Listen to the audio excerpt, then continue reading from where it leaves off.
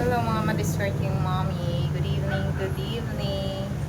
Time check po tayo ay 8:15. So, balik, kulang-kulang 2 oras na po. Magko-close na kami kasi 10 o'clock ay dapat close na po kami. Mga madiscarding mommy, magbibigay lang po ako ng kunting payo sa aking mga madiscarding mommy na patuloy na sumusubaybay sa akin. Alam niyo po, wala namang mahirap na trabaho sa taong matyaga, masipag at madiskarte. Kasi alam naman po natin ang lahat ng ating pinagsisikapan ay para po sa ating pamilya. Kung tatamad-tamad po tayo, sigurado po na wala po tayong makukuha pagdating ng oras. Saan nga ba at sino nga ba ang magbibigay ng mga pangangailangan ng ating mga anak? Siyempre, tayong mga magulang. So kung tayong mga magulang ay kulang sa diskarte, malamang mahirapan tayo mag-budget ng ating pang-araw-araw. So katulad nga po niyan, ako po bilang may lechon manok, yan po kung inyo pong napapansin, meron po tayo atsara, chili sauce, at bagoong. Bagoong po ang tawag niyan. So yan po ang ginagawa ko.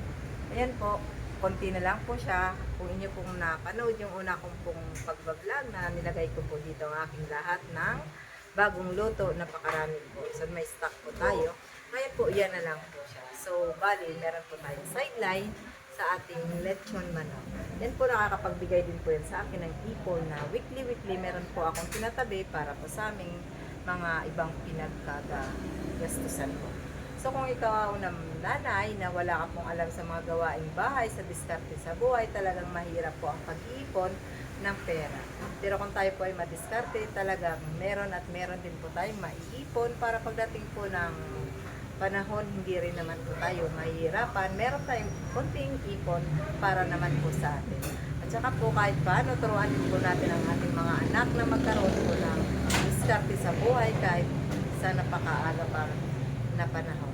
Kasi sila naman talaga po ang mamana ng ating mga kaalaman kung ano po ang pinasok natin na negosyo. Sila din po dapat talaga ang ating tuturuan. Kasi napakahirap naman po na tayong nag-umpisa, iba ang makikinabang pagdating po ng panahon.